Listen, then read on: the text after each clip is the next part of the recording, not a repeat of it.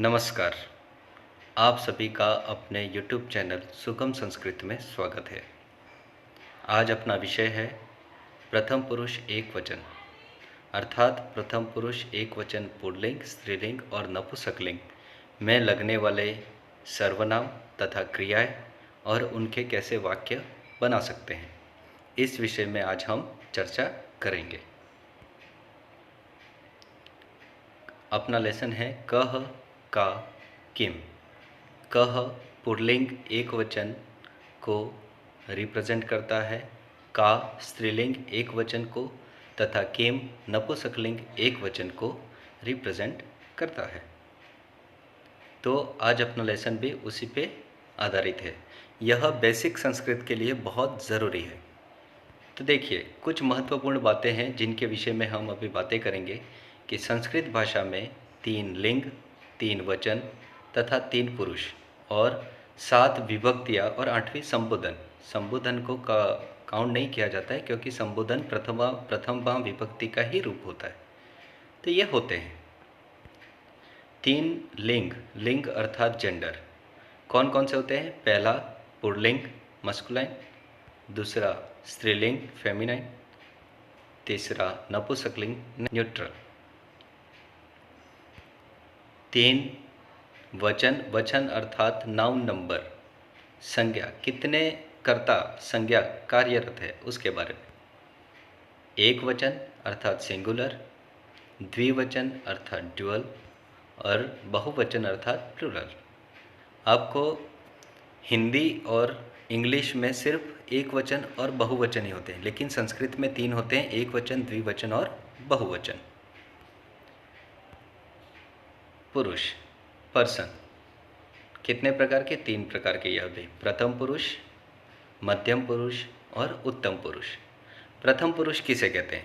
प्रथम पुरुष अर्थात थर्ड पर्सन, यानी कि जिसके बारे में बात की जाती है, अर्थात मैं और आप आमने सामने बात कर रहे हैं और किसी अन्य व्यक्ति थर्ड पर्सन की बात कर रहे हैं, तो वो क्या है? अपना प्रथम पुरुष।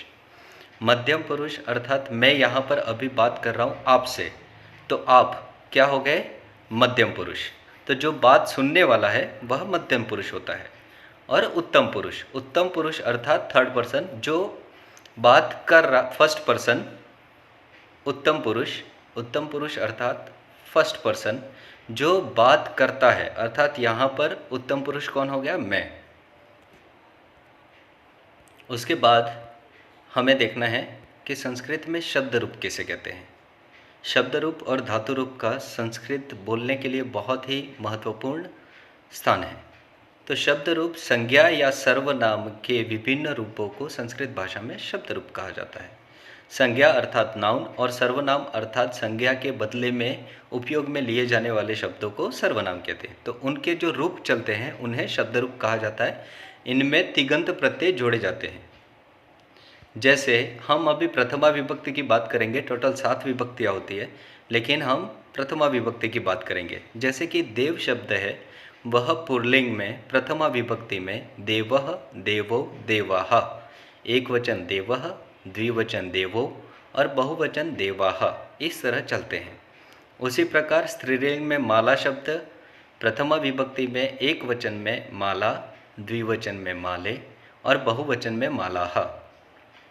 उसी प्रकार वन शब्द जो कि नपुंसकलिंग है, उसका प्रथमा विभक्ति एक वचन में वनम, द्विवचन में वने और बहुवचन में वनानी। इस तरह से इनके रूप चलते हैं, ये शब्द रूप कहलाते हैं।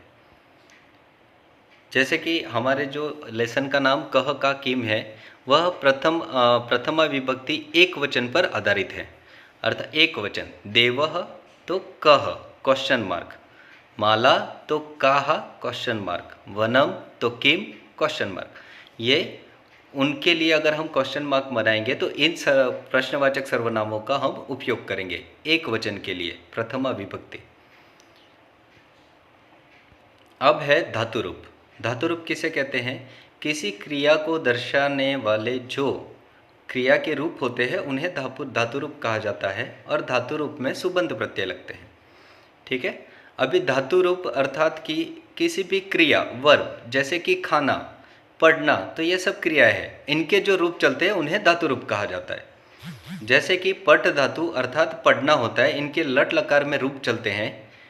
प्रथम पुरुष एक वचन पठति, प्रथम पुरुष द्विवचन पठतः, प्रथम पुरुष बहुवचन पठन्ति।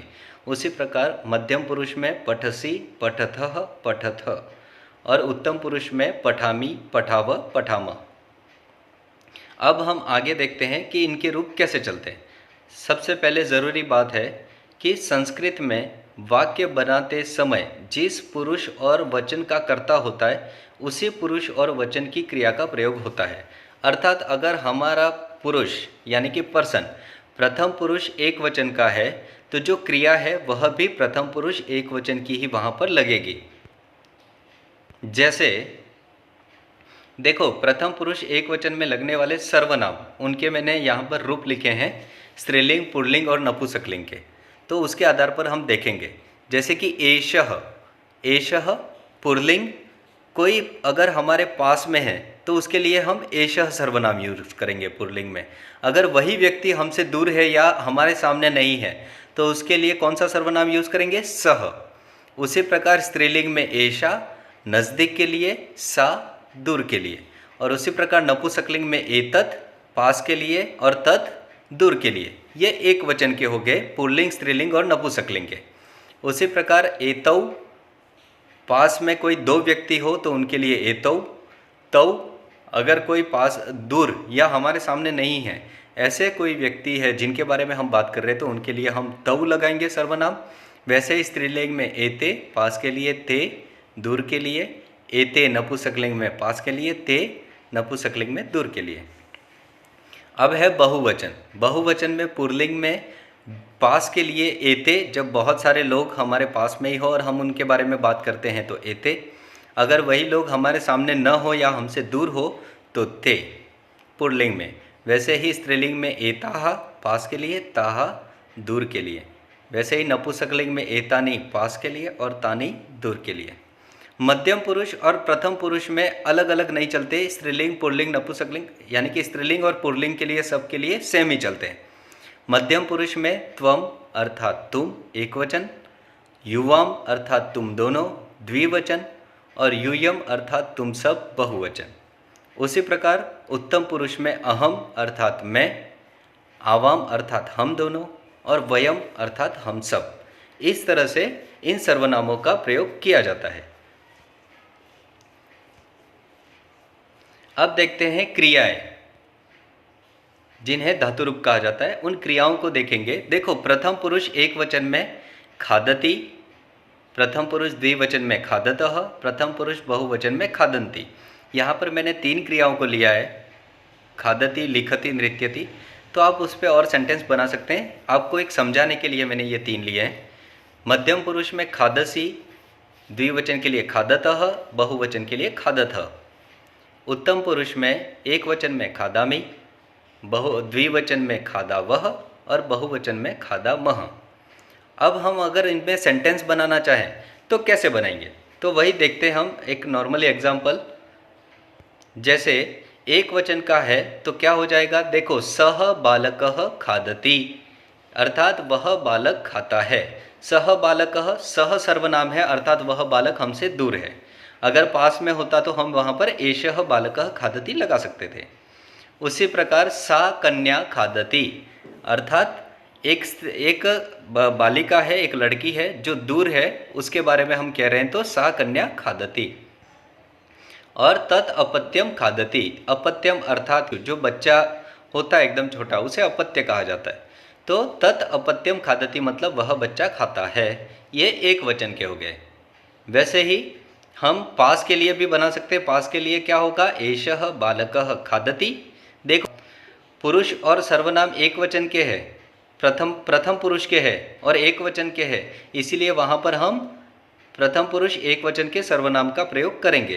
तो एषः बालकः खादति, यह बालक खाता है।